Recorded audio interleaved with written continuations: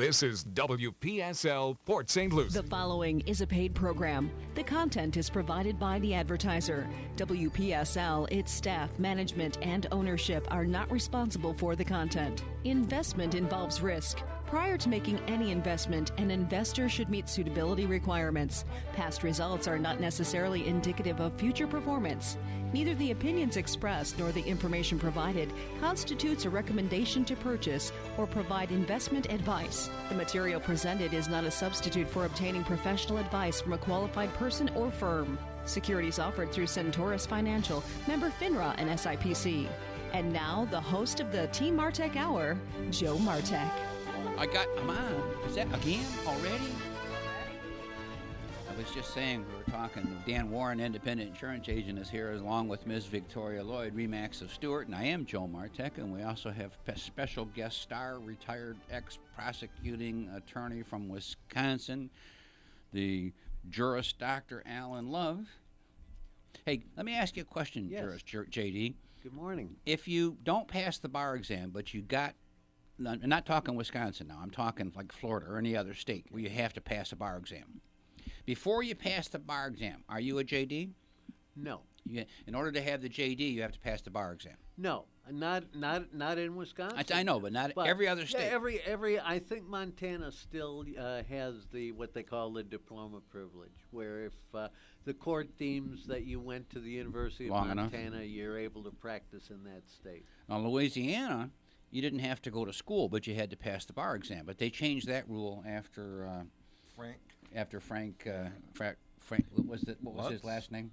I forget too.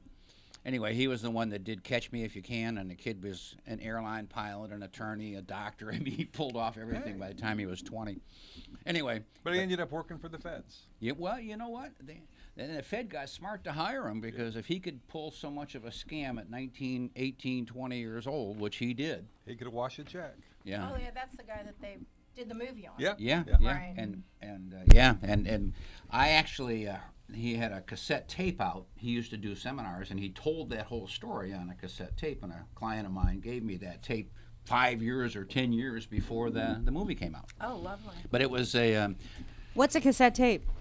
I was going to say. Yeah, what's a cassette tape? Right? It's like an 8-track, just smaller. Well, What's an 8-track? It's like this teenager the other day said, somebody ought to invent a telephone that is wired to a wall so we could find it. True story. Yeah.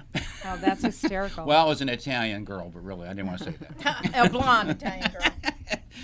Hey. 340-1590, 340-1590.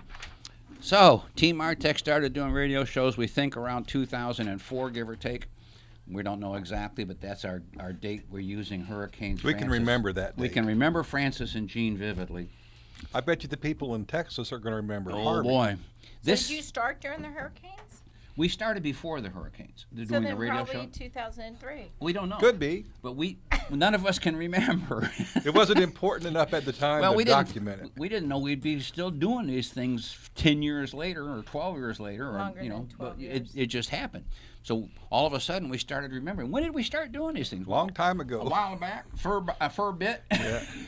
But anyway, concept was simple. Joe Martek's a financial advisor. Clients ask me questions that I don't know the answers to, and invariably there's something to do with insurance or real estate or mortgages or legal.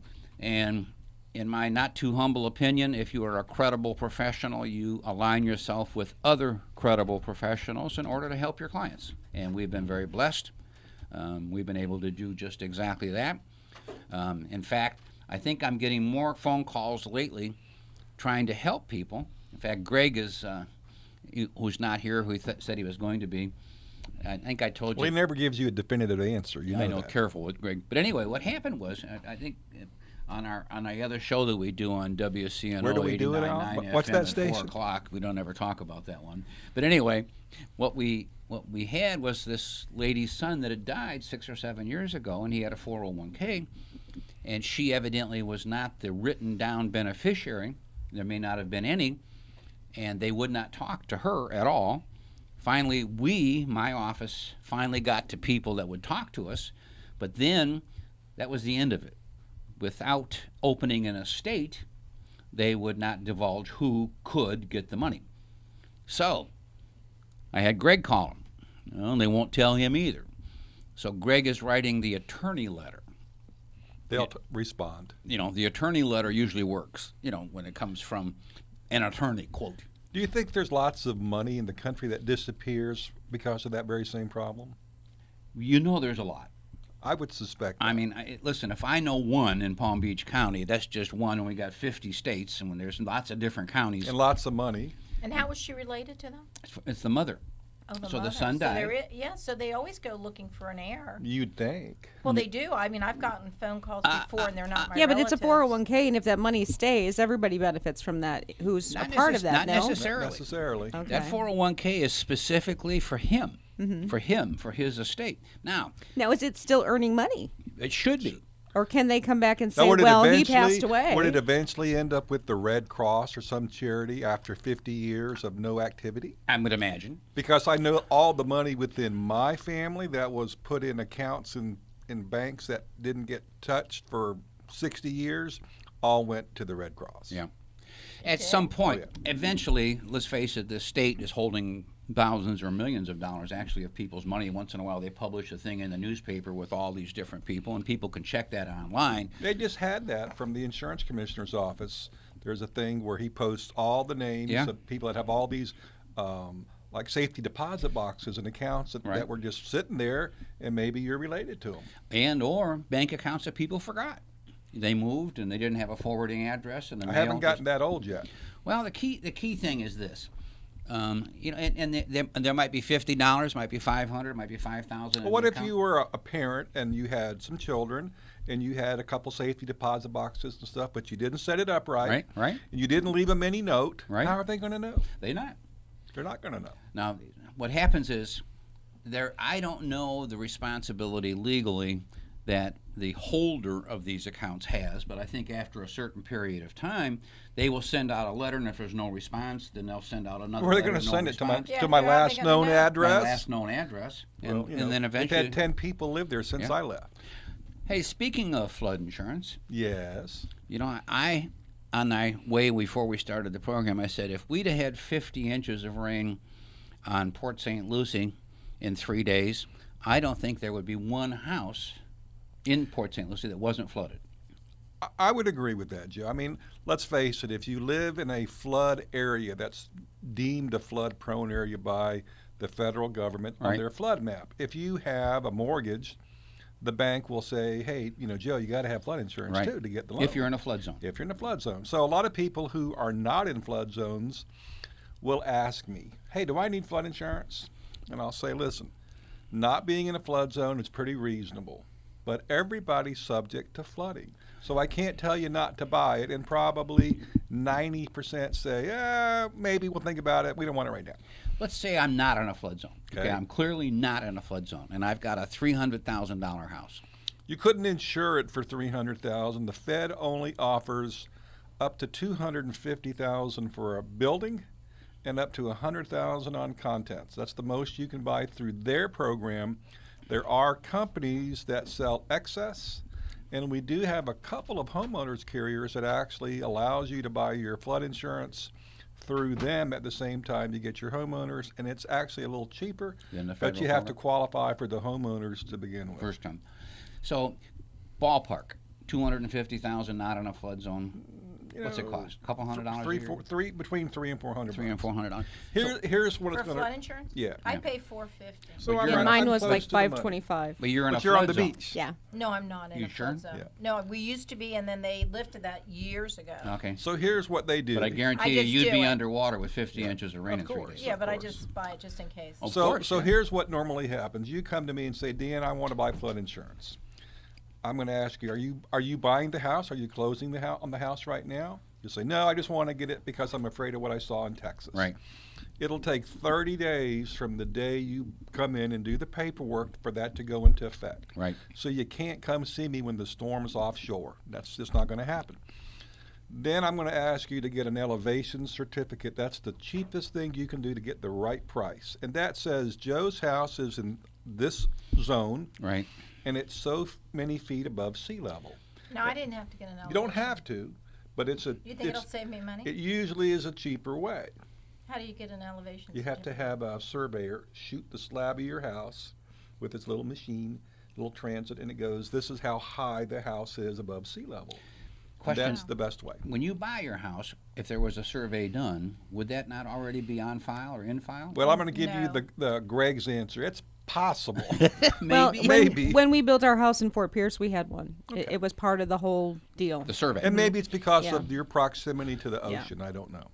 The key thing is this. Now, also, I'm not 100% on this, but Dan, I think the county has records, obviously, of every house and deeds and all that kind of stuff all filed away. You'd like to think they know where it is, but They don't. they don't. They don't. Okay, fine. So much for that.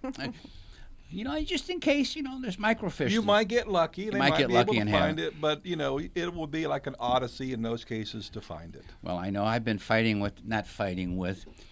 trying to accomplish something with the county now for 6 months to know. That's fighting with. It's there's not an Now, argument. Are you Martin know, County but- or St. Lucie County? St. Lucie County. Okay. And I've had no success so far, but You're negotiating. I know I have these different steps that I'm going through, and the next one, It's the protocol. again, when I talk Sometimes to you have to go above that person that you're talking and go and give them a fair chance. Let me tell But you then what. in this county, sometimes you got to go a little higher. I camped, and back when I was a real estate broker and we a did the developer woods, and a builder, remember? there was a whole bunch of stuff that I'm used to doing, haven't done for a long time, so I know pretty much what to do. But however, the people that work at the county can only do so much up to a certain point based on the documents they have, and like Dan was alluding to, all the documents may not be found or current or viable. So They give wrong information, I must Yes. say. Yeah. And when I I had get- a house where it was residential commercial and you could have a business in there. And so I always told people, even though I had a list, please check with them. And they said, oh, no, you can't have that business in there. And then you could. Yeah. We talked to somebody different. Yeah. Well, that's one of my basic rules. That's because they're used to doing it a certain way. What you asked was out of the norm. So the quick response was, well, no, you can't have. That's a residential place. And No, I got her it off the wasn't phone that. and I could move on to my lunch. Yes. There you go. Yeah. Mr. Warren, here's a scenario. I am a homeowner. I have $250,000 in flood insurance. The house gets decimated by a flood. Now, let's say that when I went into the house, I had little kids and had a career, and now I'm retired, and I want to rebuild on the land. But I only want to build a house that's, say, worth $100,000. I want to downsize.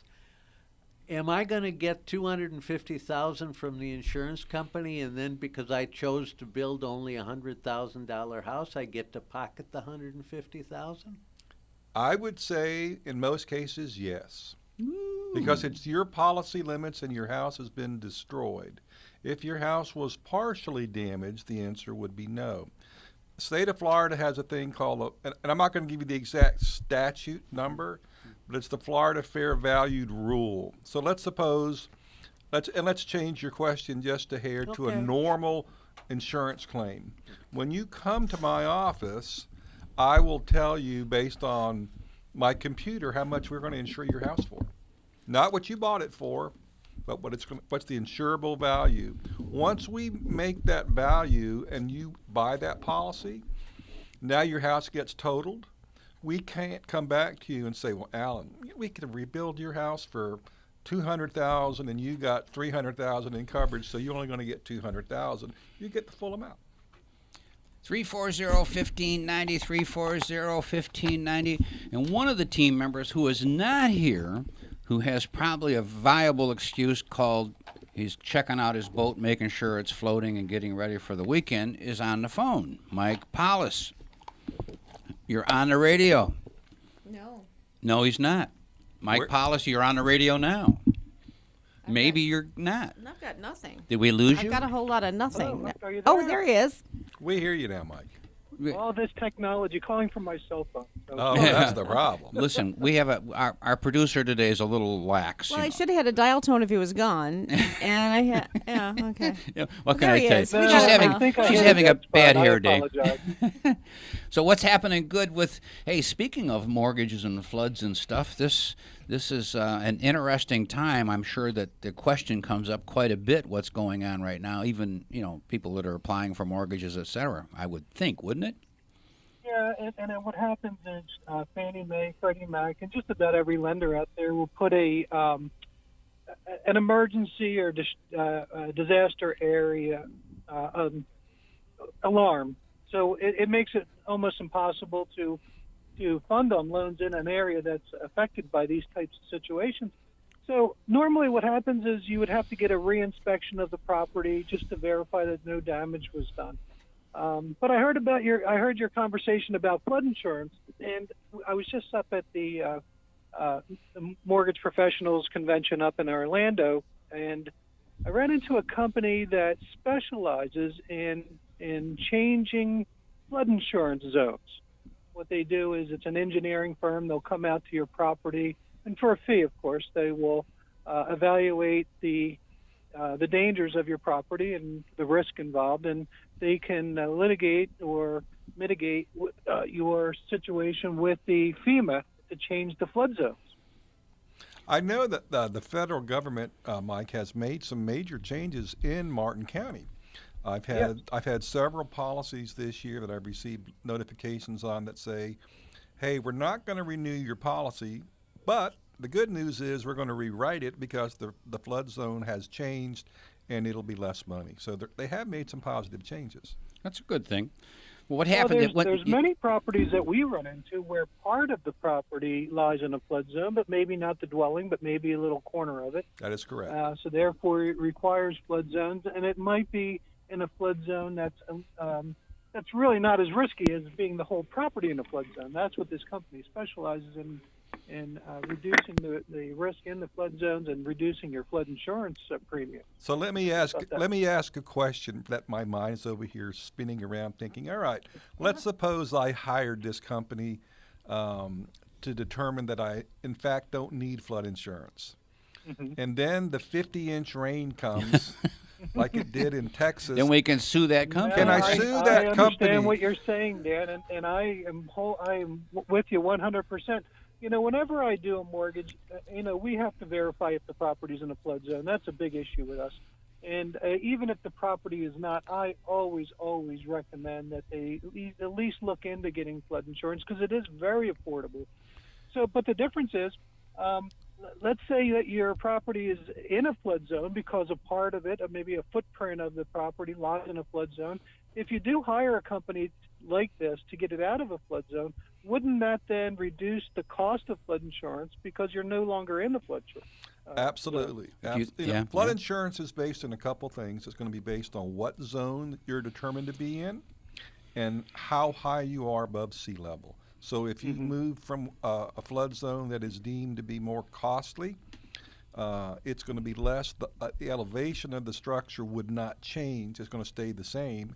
So, the only thing you can do is get a cheaper price because you're in a more favorable flood zone. And mine's gone up $200 a year. It used to be $250, now it's $450. And I'm not in a flood zone. It's the feds. Yeah, and matter of fact, you mentioned that the flood zones in Martin County had changed, and my property was included in that. I have, since I bought the property back in 2000, I was in a flood zone, and just within the last few years, they took my property out of the flood zone. So now my premium went from $800 to $450. There you go. So you won. And don't forget that when we tell someone that you're either in or not in a flood zone, it's like saying you have all risk coverage. There's no such thing as all risk coverage, and everyone lives in a flood zone. It's just what is the flood zone deemed to be, because you don't want anybody to tell you up the road, well, Mike told me I was not in a flood zone. You should say you're in this flood zone, and it's deemed not a high risk area. Careful of those words, right? We live in a. Would you put that in writing and sign it? Well, yes, we live in a litigious society, and everybody wants to sue you if something goes wrong. Well, it's just Yeah, like I and was telling one- you about renter's insurance. Absolutely. Remember? And Yes. then my waterbed caught on fire. So I always tell people How does a that's waterbed I'm catch telling on you, fire? only Victoria can heater. have a waterbed get on They're fire. heated. And it burned the whole house Wouldn't it down. self-extinguish goodness. itself with It the does, bag? but then you have You soot everywhere from the rubber. So you're right. Let me just tell you, she used to be really hot. Hey, speaking one of last, Mike, one last thing about flood insurance Yes, is sir. if you're not in a flood zone and you opt to get flood insurance and you have a mortgage, I would not recommend that you escrow that in your No. monthly payment, No. because once you put that into your monthly payment, even if you ever want to cancel that flood insurance in the future, it's going to take an act of Congress to get rid Smart, of that. smart, So pay it smart. on It's your a own separate and- policy anyway, Yeah. Mike. Keep it, But but it pay is it always directly, pay well, it so is a directly. homeowner separate. But the bottom line is, lenders require sometimes escrow accounts to pay your primary homeowner's insurance and your taxes. But have you seen a lender that required flood insurance to be Oh, paid from yes. escrow? Yes. Well, actually, if if it's in. usually when you put more than 20% down on a property, escrowing for taxes and insurance is usually optional. Gotcha. So they might charge you a small fee for you to maintain your own escrow account or you to pay the taxes and insurance. But what happens is flood insurance is always required to be escrowed. Gotcha. So you can't get away from it. And that's one of the reasons. If you're not in a flood zone and you don't need flood insurance, but you opt to have it, Just pay buy it that on your separate. own. Yeah. Keep it out of Absolutely. the equation. Mike, another thing I've had in the last week or two, a couple of or three different people that talked to me about mortgages, and I suggested they give you a call. And some of the counseling this credit scores. One particular lady had a credit score of roughly 580. And I just said, well, your best thing to do is to call Mike, let him know what the problem is, let him check it, and see what he can do to help you correct that problem before you apply. So I know that credit score dynamics have changed dramatically in the last year or so, but weren't you saying that there are some mortgage money available, there is some mortgage money available for people that have credit scores just below 600? Yeah, oddly enough, FHA, for example, does not publish a minimum credit score requirement. So FHA itself does not have a requirement for credit scores, but Okay. it's usually the lenders who impose their own credit score requirement. There you go. But I have lenders that go down to 500 for a credit score. Wow. Now, is it easy to get that low? Absolutely not. You have to jump through a bunch of hoops, explain yourself a million different ways. And what they're looking for when you have a credit score that low is they look for an isolated instance that happened in your life, a death of a wage earner like a spouse. You got laid off from a job, but then they want to see that you reestablished yourself. That I have you a fixed How about the a issue and divorce? You've moved on. a divorce will wanna help hear a you a good lot. story. Yeah. Well, I had a person that's got over $250,000 in student loans, and saying that affects the credit score dramatically, even though the payments are being made. I that's your debt to earnings they just ratio, don't right? like you having that big. but But Well, they do that there's in so many insurance. factors that play into what affects a credit score. But like for example, most people don't realize this, but if you have a credit card and it's charged all the way up to the limit, that's probably significantly hurting your credit score. So a simple fix in that situation may be, hey, just pay down the credit card to a reasonable amount. And a reasonable amount is, they consider that about 30% of the available credit. So you have a credit limit of $1,000, try to keep that balance below $300. That would be nice. For people, and for people who are trying to rebuild or reestablish, or even just, you're fresh out of school, you don't have credit established, get a small credit card. You might not be able to go out and get a $1,000 credit card with a limit of $1,000, but maybe they'll give you $500. So just use that credit card maybe to buy a tank of gas each month and then pay it off. That shows That's about fiscal $300 a month. responsibility. Well, I guess 3 Phillips. one of the problems with all that, Mike, is you have to be single. You can't be married because your wife has that credit card. You're in trouble. Another thing I always recommend I've is never been like if that. you're a user and abuser of credit cards Yeah. and you're trying to fix the situation, take those credit cards, put them in a big bowl of water, Yeah. and then throw them in the freezer. Yep. This way, when you want to use them, you have to wait till they defrost and you think about it. Now, wouldn't that plastic become brittle and break when you open it up? Oh, hopefully it will. Hopefully, right. And when in a drink, when you try to swallow from the ice. That's no. right. Most expensive drink I've ever had. Yeah, boy, Hey, I Mike- got an American Express Mike, card. good talking to you. Everything is moving along, doing what it's supposed to here in Florida. We were just saying if we had our 50 inches of rain here, we'd have you and I have our boats, and we'd be floating around. That's for sure. I don't think I want to float around with a lot of concrete under me. No. Isn't that the truth? No, All right, get my your man. rubber. Hey, Mike, what are All right. interest rates right now? They're hanging pretty low right now, and chances are they are going to stay that way for a little while. But, interest rates are based on your credit qualifications nowadays. But for someone who's fairly well qualified, middle of the road, you're probably looking in the 4 to 4 1/8 range on a 30-year fixed. There you go. That's Now good. you're talking credit score of 700, 7.25, 750, somewhere in there. Yeah, I think I'm supposed to disclose an APR on that now, so you're probably at 4 1/4 APR. Oh, the new rules, right? Don't get in trouble. Yeah, I understand. All right, Mike. Hey, thanks for Mike. calling in, and Bye. and sorry you're not here, but we won't forgive you. But I'll see you this afternoon. there you All go. right, Bye. 340-1590, 340-1590. Well, it's as things go, this disaster in Texas might end up being the most costly disaster in the history of America. I have no doubt. There'll be so much litigation because so many people will not have flood insurance. As you get closer to the coastline where they had wind and flood damage, there's going to be multiple companies saying that wasn't our policy that had all that damage. It was the flood policy. The flood policy will say, oh, no, it's the wind policy. Oh, boy. This Oh, storm my surge, gosh. is that considered flood? That's considered a flood. Okay. Okay. Now- Wind damage is- Now let's suppose you have a house and the wind blows some shingles off, and the rain comes and pours into your house. So and your wind-driven house- rain. And your house gets flooded, wind-driven rain. That's your regular policy. Okay. Right.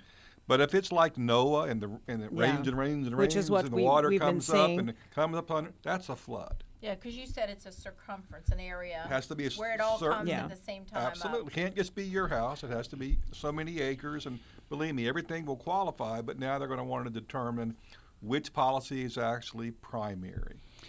I had back when Francis hit, I had a neighbor who they all left, multiple family members, kids, and came back and the house looked fine. Well, what happened was the wind lifted the roof but didn't take it off. Lifted the shingles. No, the roof. whole Lifted the whole roof. roof. Oh, my And then goodness. the wind blew rain into the house. So they're Big- walking around trying to figure out how that rain got They in. didn't have to figure it out because the house was a disaster inside. Wow. I mean, it was Flooded out. just a mess. But, 'cause from the outside it looked just fine because the roof never came off. That's why we're talking about tie downs now. Yeah, yeah. And that's why they talk about the wind mitigation. Yeah, yeah. And it makes all the difference. Oh yeah. Well, if you have as the old-fashioned way the carpenters used to do it was to toenail it with 2 nails. Yeah. Well, they found that that's not necessarily the smartest way to affix that that truss to the wall. Exactly. So they want straps and tie downs and double straps, and the more you have, the cheaper the insurance Exactly. becomes. I think that what you're talking about as far as litigation, the way the insurance policies are structured just breeds litigation and money-making opportunities for attorneys. It Why, does. why don't they have homeowners policies where flood insurance is an add-on rider or They do. Some companies do offer that, but it's relatively new. And I think the primary reason is this. The federal government came very close to getting out of the flood insurance business. It's a loser for them. They lose money on it. Just like Victoria said earlier, why does the Fed allow you to rebuild and rebuild and rebuild in that same place that gets flooded? That's stupid use of our money. You should be made to go somewhere else. Yep. Don't But build they don't houses. do that. So the Fed has lost billions with flood insurance. So the House and Senate have to appropriate the funding for that package, and they've let it slide for a couple months, and we couldn't get insurance through them. So the insurance industry said, hey, we have to rethink this. We may have to create our own flood insurance, not just excess, which we've had for a long time, excess over and above the federal limit, but a primary policy. So we do have some companies now that will offer it. And maybe over time, They'll, as the Fed maybe pulls out, it'll be part of every policy. Let's hope so. Why don't we just build these houses a little differently too? Maybe when you stop and think about it, just give it a overall thought. And we're always in a rush and an emergency. Let's think about how we can have our paperwork that we need. That even if it's floating in the water or it can't get burnt, that somewhere you're going to find all this somewhere out there that's important to you.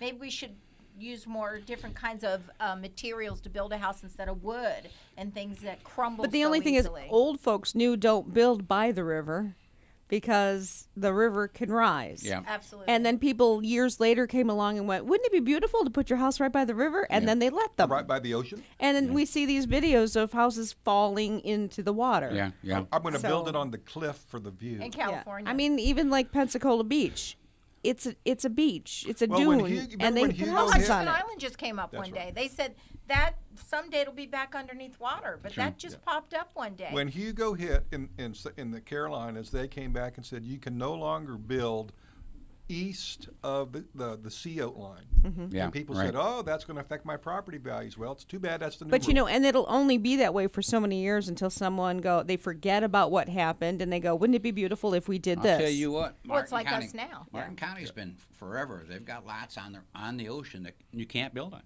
because there's not an existing structure there that they can build. Well, look at those houses just by Bathtub Beach. That's And what I'm talking about. I mean, that area. They is- lost they're all those on barely MacArthur hanging. Boulevard. some That's of called those houses MacArthur along that road, they have tons and tons of rock out in front of them, which is a great barrier, and they're very high. But still, that lot right next to them that's never been built on, you're never going to get a permit for Look it. at all the houses in Sailfish Point, just to the south of there. Yeah, yeah, Now, many of those homes, while they're very elaborate on the bottom, they're designed to wash through. yeah. Okay, if you go to like Nettles Island, many of those homes that are built up on stilts, Always. well, they've gone in and they've closed that bottom part in. Which is well, supposed to be even breakaway. new And the construction, Supposed to keys. be breakaway. new construction here in Fort Pierce on the beach is their houses are on pylons. Yeah, Yeah. they do that. I mean, also they now. look like they're Sewell's Point's on like that. ground, Well, but that's they're on And pylons. look at the keys forever. Everything is up on, Yeah. no- Well, they're is not smart. lifted. They're not lifted like in the Keys. right. But so But- you use some common sense. If I'm going to live on the beach, first of all, I wouldn't live on the beach. But if I was going to, that's how I'd build it. If Yeah. I could. I would live on the beach. Of course. Why wouldn't you? 340-1590, 340, because he's allergic to salt. I'm a Floridian. I know better to 340-1590. live on the beach. Hey, the year that I lived on the ocean, which was a magnificent year, I loved every minute of it. But I will tell you, having your doors not open because they're coated with salt. Salt and rust. And I don't care. It's salt. See, I don't care. get that where I'm what- at because I'm in the neighborhood. You're far enough back. Whatever it gets. But I know what. Remember the cars that people that live on the ocean? Yeah. Their cars rust from the top down. Oh, the radiators. Remember, I lived out there for 9 years. Yeah, I know. And my radiators would go right out my car. Curtains would literally just fall. They 'Cause turn to dust. Yeah, but you can clean your house quick. You open the front door, the slider, psh, the air comes through, and you dust just like that. Voila. Baby, No ready dust. to go Always a shopping. breeze. Now we have a Every nice great salt breeze. film inside the whole Everywhere. house, right? Well, I've seen houses and clients that have little strips by the sliders and the windows that they turn it on, the water comes down and washes it. Washes it off. And a lot of the condos have a thing where when you come home, you can drive your car under this little device that Most of them have washes car it and wash. Well, take we the know salt that off. because when I walked into the window at Sewell's Point, at Sailfish. Point. Sailfish Point, when Joe and I were there that night, and I asked if I could use his phone, and I walked into a sliding glass door. And he lived on the ocean. I'd never seen a window so clean in all my life. So when Victoria says to this guy, says, "Boy, your windows are really clean." He says, So- "So you have dirty windows at your house?" Huh? That's what he said to me. So yours aren't? 340-1590, 340-1590. Well, I guess we've covered flood insurance. Well, one thing, Victoria just mentioned cars. What happens to all the cars that have been destroyed? Oh, boy. Do the auto insurance policies give you the current value of the car, or? Well, it all depends. I'm gonna go back to our good friend, Greg. Greg. Could be. So let's look at what's Could be, Mike. What's going to cover a flood? Only comprehensive is going to cover a flood. So if you only have liability, there's no flood damage coverage for or you. collision. Collision does not cover Right. that. Only comprehensive. So that's fire, theft, vandalism, flooding, things like that. That's the comprehensive part of it. So. Not everybody has that. You do if you have a loan, though. You should. If you have a loan. you should have that. I probably have 10 flood claims here locally a year from cars. And it's always people who live in the western part of Port St. Lucie. When we get a really heavy, bad rain, usually on Port St. Lucie Boulevard or St. Lucie West, Yes, St. Lucie and West is the terrible. doctor or the engineer or the lawyer who has to get somewhere decides, I got to go, and he starts driving through this 3 foot of water, and he stops, and the water comes up his exhaust, and now his $100,000 Mercedes has some real problems. So you got to know what you're doing. You don't want to be driving like a boat making a wake to flood the guy who's coming on towards you, but you'll have coverage. Now, how much is your car worth? That's going to depend on a lot of things. How many miles does it have? Most policies go with what's called an actual cash value. So I could have two identical cars as far as the age. One could be pristine and one could be ragged out. Can you have comprehensive on a home where a policy will cover virtually everything? No, because comprehensive doesn't cover everything. It doesn't cover collisions. Oh, okay. It doesn't Well, cover bodily injury. It's just the name that the industry gave to it. So even if you have comp on your car and you do have a loan on your car, they're going to pay it off and you still No, need it. not necessarily. You can be Okay. upside down. That's Yeah. gap insurance. I mean, Okay. I'm not trying to. Isn't this So exciting? you could still owe the bank and not have a car. Yeah. Yeah. So Well, just like a car accident. That's That's what right. happens because it's terrible what they do. Well, you know, So they- let's Car accident. suppose you went into the local dealership and he has a special going on, nothing down. All you got is sign and drive, and we've all seen those things. Oh, Well, when yeah. you sign and drive, you're really upside down. Immediately. Okay, so when you drive off that lot, you're probably upside down 25%. All right, but if you put enough money down, you're probably never upside down because you have equity in the car from when you buy it. So gap is where you owe more than it's worth. I always push gap insurance on a lease because you're always upside down on the Okay. lease, and they're expecting you to pay it off. The other side But I of the got coin, another thing on that, Gab. they Go have ahead, they Jim. have companies that they advertise constantly, like this is a new thing, where they say you can get replacement value. Well, it's a rider. You can put on It's an most endorsement policies. you put on the policy. Yeah. And It's it's not the age free. of the car too that makes the difference. Well, of I course. think that they're advertising where they There- make it look there's so usually desirable. some parameters. You can't do it with a car this old, and you can't come in and ask for it, a year after you bought it. There's all kinds of rules for each company. Yeah. So the key for us is I don't want to oversell you on some stuff.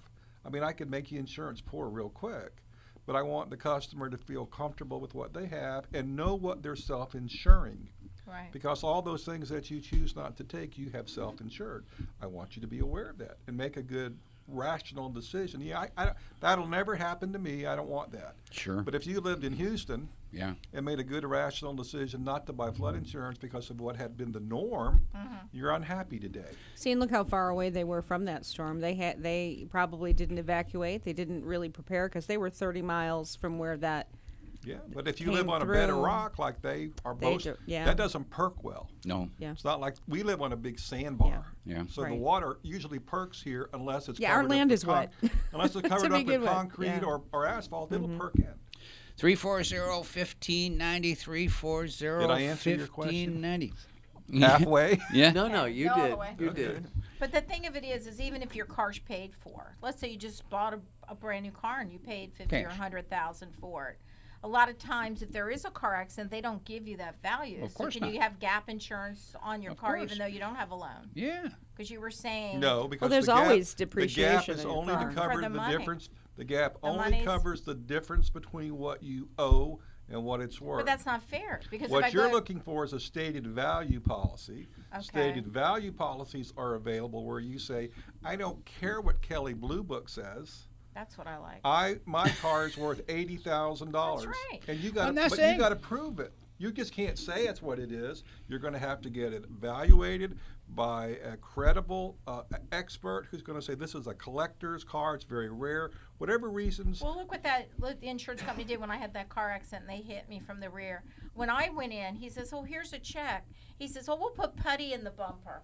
Oh, we'll do that. I said, no, you're not. This is a Lexus. I don't want my car Yeah. putty. The other thing they'll no do is bondo. say No bondo, right? Used Putty, parts. Like what this is good. they'll buy used parts from the junkyard instead of getting you silly replacement putty. He parts. said, Silly take putty, the check. right? I said, you can Yeah. keep the check. My husband said, don't be rude to him. I wasn't being rude. I'm not taking the Well, check. the key is Yeah. this: you need to know He's your being rude to rights. me. You know, and what Dan is saying.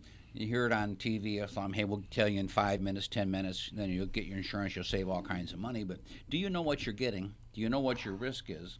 Are you willing to take that risk? So what Dan tries to do is educate people, the same as we all do with what our radio shows, is educate people so that they can make an intelligent decision. Well, let's face it. If somebody calls you and says, "Hey, can I get a better price?" Yeah, of course. You know, That's easy. I could probably say, "Well, yes, of course you can." Automatically. Now, did I tell you it would be the same coverages? No. All right. So if anybody tells you they can give you a really well planned policy in 15 seconds now, I've Yeah, seen it. right. That's just not going to happen. Well, you know, one of the things that happens, and we all kind of take it as a joke, but every one of these automobile insurance companies on TV saves you $500, $600, $700. It'll be free soon. They all do because, listen, when you're upside down and you were a bad driver and you're paying a high premium, and now you're not a bad driver anymore and you're still paying the high premium, and you go shopping, everybody's going to save Well, you if money. you look on the fine print, Joseph, what it says is the average new customer. That means the new customer is the Average one who new, came, quote. who Yeah, and came. wait till your renewal comes. Yeah, That's yeah. right. Because they're going to give you that discount up front, but not next time. Depends. There are companies that do. Yeah. Yeah. 340-1590, 340-1590. Hey, thank you, Lord, we're not in Houston. That's all. No, that's it. Well, I mean, let's face it. As an American, my heart is broken for what they're going to go through because we went through a tiny bit of that Oh, here. boy. Okay, compared to what they're going to go through. What I'm so concerned about is the thievery and shenanigans that's going to happen. With It's already started. With unscrupulous people who are going to show up and take advantage of these people, and I hope they put them in jail. On the tube today, they were showing a case of a bottle of water is like $24 for $50. You know, I mean, it's That's ridiculous. well, you know what happens. That's People where are that going to gold gouge, comes in. and it's wrong. You know, it's wrong, but that's just what happens. And Well, the governor should say Yeah, but that shouldn't you happen, can Joe. only charge X percent over your normal price. Yeah. Now, I will tell you this, there's been a lot of yelling about the hotels. Mm-hmm. But if you look on the back of a hotel door, it'll tell you what the price The rack variance rate, can yeah. be. And it might be like from $90 to $1,000. yep. Really? Oh, yeah. They'll never. Fine Or print. you made the back door in your room. Yeah. Yeah. But I'm telling you. Yeah, I it's guess like, it's well here in Florida. I know they have to I've have never like the seen that. price Gotta look. in the room They, somewhere. they Yes. put that Yeah, normally yeah. on the door Well, before you leave. I don't and think in fine the print. high-end hotels they do. I've it- never it's, seen it's it. somewhere. I don't think. No, you're it's looking. all hotels, Yeah. Victoria, You might because be right. let's just say you go to the Keys during mini lobster Yeah. season, you're going to pay a whole lot You're not more gonna for a pay- hotel absolutely. And if it's you not can get gouging you one. because that's the posted That's rate. what they always charge during that But that's time. it. Their Yeah. rack rate, like Dan says, it goes from $30 to $2,000. Yeah. Well, okay, so they've complied with the law by having the range published, posted. Mm-hmm. In that, I think And they that's- never anticipate doing it for $2,000, but now we have an opportunity. And now they- we have yeah. an opportunity. And that's Wow. wrong. 340-1590, 340-1590. Well, you know, I was obviously this is a big topic of conversation because this is a major disaster, very unbelievable thing. But hey, listen, this too will pass, and at some point there will be some learning from this. We hope. But Well, what I thought was odd, like here in Florida, the governor came out and basically said, hey, if you own that convenience store and you're selling that bottle of water for $10, we're putting you in jail. Good. All right. Now, but if you're a roofer and that roofing per square used to be $200 and now it's $600, you're good. That's where I think the governor should draw the line. It shouldn't just be a few people who can be subject to yeah, gouging it rules. should be everybody. No one should get rich because of a disaster. Right. Yes, you're entitled to make a little bit more money because of supply and demand. Of course. But it shouldn't be an early retirement disaster for all the roofers and contractors. I agree. 340-1590, 340-1590. Speaking of money, hey, speaking of real estate, market's still hot, right? It's still good. Everything is working pretty well. It is. It really is. I know a there's a great lot of time. new construction going on now, new houses being Right. built. I mean, it's not as much as they'd like to have, Of course. but it still is good. And you know the thing that you know when you were talking earlier, the thing of it is these people are out there renting. There's a lot of people renting right now. Of course. And they really need to consider purchasing because the rentals are going up so rental prices are going up like crazy. crazy. Supply and demand I mean, again. Crazy. You're $1,200 and higher, and it's ridiculous for nothing. Are you finding that the buyers are investors to put houses up for rent, or no? I'm saying that people, instead of just going out Instead there of and renting. renting, I can literally get 50 calls a day for rentals. Yeah. I mean, people are saying I need something, and it's sad because they have no place to go. The other thing is affordability. A lot of these people can't even afford to live, and they've got to take 2 and 3 and 4 people, and then these people that own these homes don't want to just. They don't want That's that. right. But they don't want to have 3 and 4 adults and 5 kids. Well, I and know if I'm a neighbor of that house, there will be some You complaining. definitely don't like that. Yeah. There will be complaining. But it happens, and it's scary because Yeah. some people, they don't care. They just do it. How do you think that's going to affect us this season when we have all these winter guests who come in looking for a short-term rental? Is They're that gonna really go gonna up. affect that? Well, it will, but short-term rentals are completely different than an annual because they're unfurnished, and that's what people are looking for. So those short-term rentals are still going to be out there, but those prices are going up also. So you've got these people that are retirees, and they had that opportunity when prices were so low and they could buy things so inexpensively. It's And buyers. they kept saying, "Oh, we don't want to do it." Now they wish they had have done it. Well, it's still a buyer's market. I'm telling Oh, you. When it you still have is. interest rate at 4%, this is But still we can't unheard go of. anywhere and buy No. what we offer in Right. our area anywhere. Where do you know? Tell me, give me a name Yeah. of some place you think you can go and buy for less than what we have to offer. 340-1590. Yeah. South They don't even Carolina. have anything to offer. South Carolina. 340-1590. We have 2 calls. Well, let's just so take them. Headphones. We've got some time. Let's do it. Okay. You're going to push one here. Which one you going to push? One? Paul, it's Joe Martek. You're on the radio. Hi, Joe. Hi. I'll try to make this as condensed as possible. I have an investment piece of property in a very nice development in Port St. Lucie. I owe $135 on it. It's now worth, according to Zillow, $235. An investor come to me, want to buy the property. He said he'll cut me a check for $55,000. I walk away, and he's got the property. What do I need to watch for? I'm having a hard He time. wants to give you $55,000 for your place, Correct. Wait a minute. and it's worth $230. Why would you sell it for $55,000? Well, I'm just getting out from under it, that's all. He just wants to, he just wants to do it under the table kind of thing. Like, hey, Well, he here's did your. say we're going to a title company to do the closing, and he said he doesn't have a problem. Told him I needed a fully executed signed But contract. with why? my No, attorney. no. You want to just leave that property. He's going to give you 55 cash, and you're done. You walk away. Is that That's what you're what saying? he's saying. Correct. Well, guess what? He just made a great deal, and you got what you wanted, right? Then Correct. do He it. said I'm quick and easy. You get your money, you walk away, and that's it. If you're happy with the bottom line, then do it. Just make sure you actually do it through an attorney's title or in a Oh, title yeah. company. You got if you have a title company. Hey, I don't see a problem with that. Listen.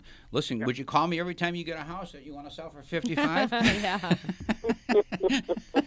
So I'm up 70 years old, and I guess I don't want to do it anymore. You got an HOA here, you got a master, and I got a tenant. I mean, I'm doing all right with the tenant. They've been in there 5 years.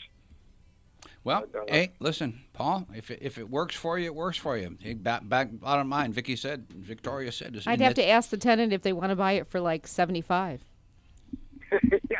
Well, Yeah, but he's going to pay He's out still gotta pay it $135 off. mortgage. now you mortgage. see He that's still where has a to little pay the minor mortgage thing. So off, yeah. He's just 135. telling He's him. going to take over that 135, pay it off, and you get 55. Yeah, Right.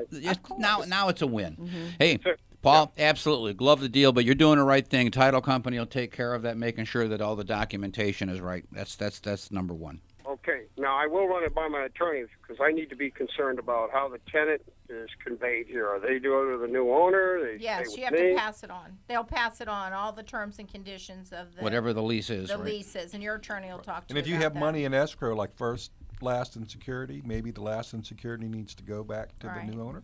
And Yeah. then because it's an investment property, I don't know what profit you're making. There will be some taxes. Well, you know that. Recapture, depreciation, yeah. et cetera, et cetera. Yeah, all the normal stuff, right? Hey, all right, my man. Thank you. Thanks. Congratulations. Yep. Thank you. Nice reprogram. Thanks. Thank you. And we have another caller. Let's see. Hold on. Do we got him or yes? There you go. Russ, Joe Martek, you're on the radio. Yeah, I'm just curious. You got an insurance guy on there. How does a company justify being paid for 30 years and then some loophole in the, oh, yeah, sorry, it wasn't, you were not covered for flood, justify cashing in that 30 years of Well, for the 30 years that you've been making the payments, you never had flood. And it should have been right. Except for been, you guys are all cashing in and you're driving around in your Lexuses, and how come all these other people? How come the government has to fork it over, and all these celebrities forking over money? How come the insurance company says, "Well, here's what you paid me. You know, I made millions off of what you were paying me. How come I can't give you some of that back?" Well, here's what I will tell you. When Hurricane Andrew hit, just so you'll know, so you'll get a proper perspective, the industry lost more money on that one storm than they had made for the entire time that they've been in business in many cases. And it put 13 companies out of business. 13 companies out of business. So they take the exposure.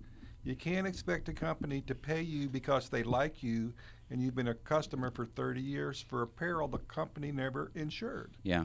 You're paying for the insurance, and if you don't have flood insurance, bottom line, you're not going to get it. Paul, Russ, thanks for the Russ, call. Call us anytime. We're glad you're listening. 340, we're running out of time. Well, you got 2 minutes. 2 minutes. 2 more minutes. 340-1590. If you don't have time to call us, which you really don't, but you can call the station anytime. But that was a good call because, you know, people think that the insurance is going to pay regardless of what the claim is. Well, it only covers covered perils. Well, and when you pay your premium every year, you're insuring yourself for the year. For that peril. You can't get back what you paid 5 years ago. Tell you, I would like to get half my premium back, though, every year if I don't have a claim. I think they're saying there's loopholes that they find in there where they won't pay you for things that you really deserve. Well, literally this. Because you've paid for them Here's for so what you long. should know. And that is aggravating. If you have a good agent, your agent's going to tell you what you're covered for.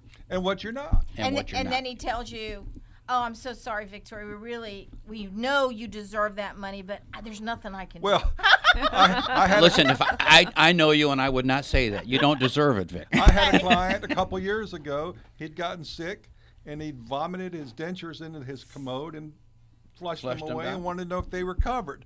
And I gently said, "No, we don't cover that." And then what's your deductible? I mean... Yeah. So next time, take them out. It's like I almost said we don't cover stupidity, but I didn't say that. Yeah, right. I thought but it Can applies. we end on a different word picture, please? Absolutely, absolutely. And the word picture is? How about a beautiful sunrise over Houston Which tomorrow we had. morning? Yeah, They that was actually great. were on today. They're With that opening sunrise. McDonald's today. I think there's 60 that are opening in Houston today, and they're serving food today. They can't open them all because they can't get the people in to come to work. And I hope they serve people for free. Well, the guys that were on the thing, they definitely were saying they're doing everything in their power to take care of the people of Houston, and I'm assuming they're doing some good Because things. I did that when we had all the storms. I put up hot dogs and hamburger stands and fed people. And I did the same during the Absolutely. hurricane. I mean, they've got what you people do. living in the my house furniture wasn't stores. damaged. Even in the furniture store. Yeah, living You in the take furniture care of stores. Oh, that one was another. sweet. 340. Maybe I can get a discount. And I haven't seen a lot of the looting and stuff on that was broadcast that not I saw in yet. other storms. I haven't not saying But it they're won't saying happen. they are. They're saying it's Yeah, starting. well, I Well, think there's a lot more armed people. That's what in I was Houston. thinking. Yeah, you're just gonna say, yeah. Those guys with the guns and the pickup trucks. Yeah. You know, the pickup trucks have big wheels. They've They got can- like open carry in Texas, don't yeah, they? yeah, I think so. So would you carry like one on each hip? if All- you lived everything. In Texas? She would. That's when And I was one in the high, back belt. high and dry. I was an occupational license inspector for the city of Kissimmee, and the guy came and I said, "Oh, I love your farm," and he said, "Honey, this is not a farm. This is a ranch." ranch. And he's got his gun back there, and he said, "But I like you." We're out of time. Are we out of time? We are. Until Thank next you. week. Thanks everybody. Bye. Don't go. All right.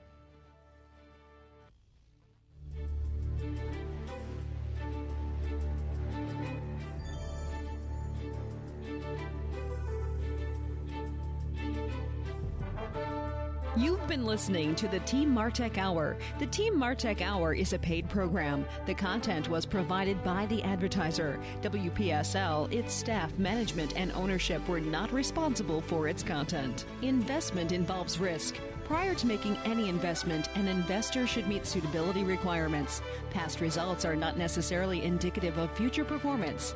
Neither the opinions expressed nor the information provided constitutes a recommendation to purchase or provide investment advice. The material presented is not a substitute for obtaining professional advice from a qualified person or firm. Securities offered through Centaurus Financial, member FINRA and SIPC. Tune in This again is next WPSL Port St. Lucie.